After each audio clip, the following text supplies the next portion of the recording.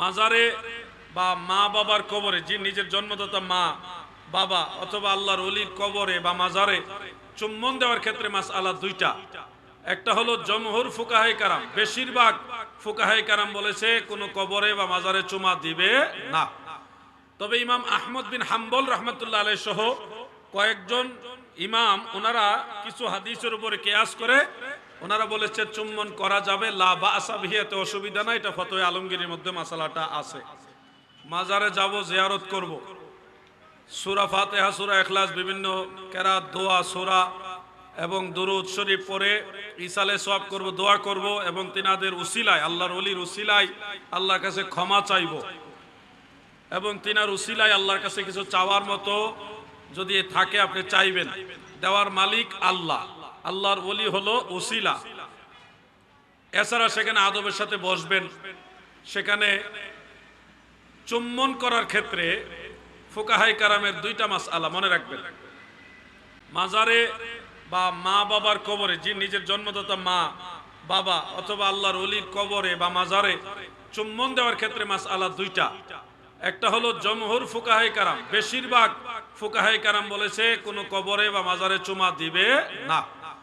তবে ইমাম আহমদ বিন হাম্বল রাহমাতুল্লাহ আলাইহি সহ কয়েকজন ইমাম ওনারা কিছু হাদিসের উপরে কিয়াস করে ওনারা বলেছে চুম্বন করা যাবে, লা বাসা বিহি, এতে অসুবিধা নাই। এটা ফতোয়া আলমগীরের মধ্যে মাসালাটা আছে। এখন দুইটা মাসালাই আছে চুম্বনের ব্যাপারে। আপনি চাইলে জমহুরের ফতোয়া ফলো করবেন, আমরা জমহুরেরটাই ফলো করি, মানে কবরে মাজারে চুমা দেই না। হ্যাঁ, বরকতান সেটাকে আমরা ছুঁই, টাচ করি, এটা বরকত হাসিলের জন্য, অথবা সেখানে ধুলাবালিগুলি নিয়ে আমরা চুম্বন করি, হাতে ধরে তারপর চুম্বন করি, এটা বরকত হাসিলের জন্য। সরাসরি কবরে মাজারে আমরা চুমা দেই না, এটা জমহুর ফুকাহায়ে কারামের রায়। তবে কেউ যদি ইমাম আহমদ বিন হাম্বল রাহমাতুল্লাহ আলাইহি সহ ওই বাদুল ফুকাহা যারা তাদের অনুসরণ করে চুম্বন করেন, তাহলে তাকে কাফের মুশরিক বলার কোনো সুযোগ নেই, যেহেতু এটার পক্ষেও রায় আছে। সেজদার ব্যাপারে পৃথিবীর সমস্ত আইম্মায়ে কারাম, সমস্ত ফুকাহায়ে কারাম একমত, আল্লাহ তাআলা ব্যতীত আর কাউকে সেজদা দেওয়া যাবে না। মাজারে আপনি বসতে পারবেন, জিয়ারত করতে পারবেন, তাদেরকে আপনি ইসালে সওয়াব করবেন, আল্লাহর ওলির উসিলা দিয়ে চাইতে পারবেন, আপনি সেখানে কোরআন তেলাওয়াত করতে পারবেন, আরো অনেক নেক আমল করতে পারবেন, কিন্তু কোনো ক্রমেই মাজারে সেজদা দিতে পারবেন না। সেজদা দুই প্রকার, মনে রাখবেন কথাগুলো। সেজদা দুই প্রকার। একটা হলো সেজদায়ে তাহিয়া বা সেজদায়ে তাজিমি, সম্মানার্থে, তাজিমানার্থে সেজদা করা। এই সিজদাটা বিশেষ কিছু ক্ষেত্রে কোন নবীর আমলে বৈধ ছিল।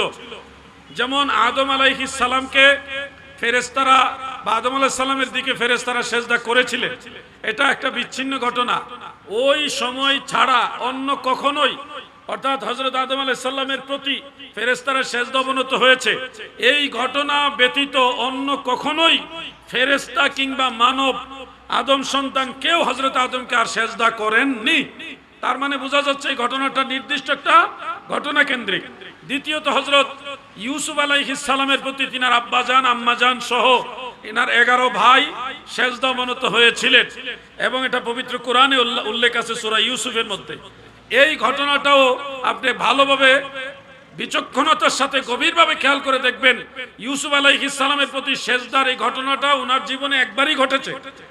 এছাড়া ওই ঘটনা ছাড়া আর কখনোই ওনার আব্বাজান আম্মাজান বা ভাইরা অথবা ওনার উম্মতের মধ্যে কেউ দ্বিতীয়বার কখনোই ইউসুফ আলাইহিস সালামকে সেজদা দেননি। তার মানে বোঝা যাচ্ছে এই দুইটা ঘটনা নির্দিষ্ট একটা প্রেক্ষাপট কেন্দ্রিক, যেটা আল্লাহ তাআলার তরফ থেকে নির্ধারিত।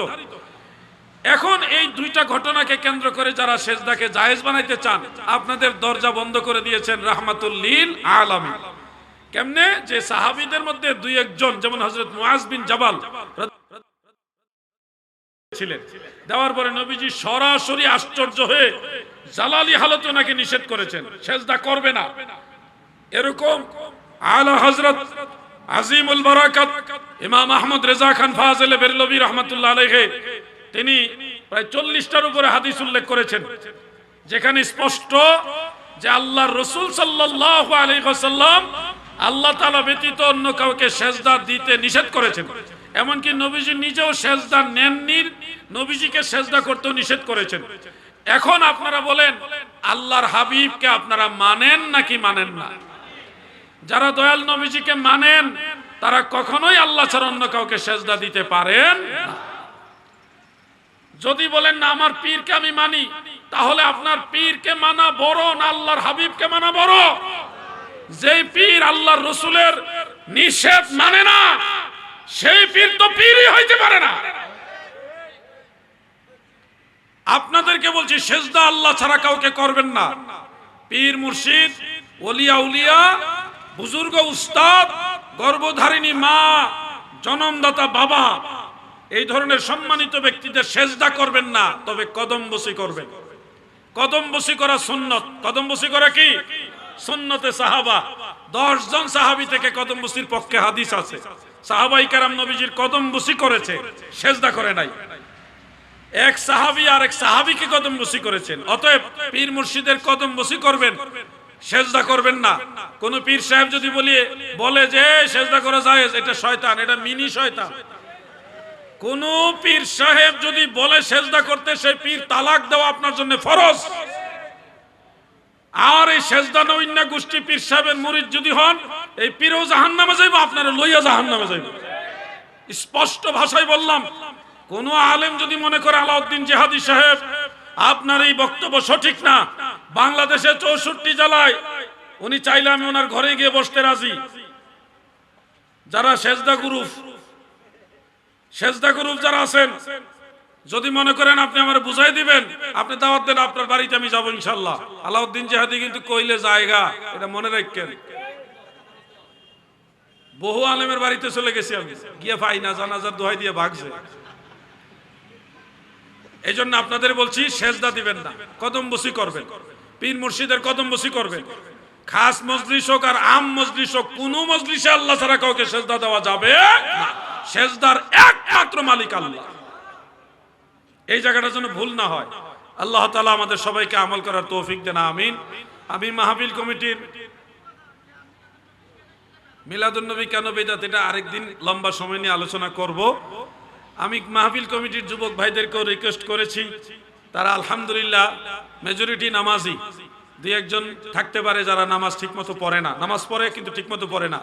আমি তাদেরকে রিকোয়েস্ট করে আসছি পার্সোনালি, আপনাদেরকে বলছি নামাজ ছাড়া কোনো তরিকা নাই, নামাজ ছাড়া বিকল্প কোনো রাস্তা নাই। নামাজ ছাড়বেন না, 5 ওয়াক্ত নামাজ আদায় করবেন, না হলে হাসরের ময়দানে প্রথম ধাক্কায় আপনি কিন্তু বিপদে পড়ে যাবেন।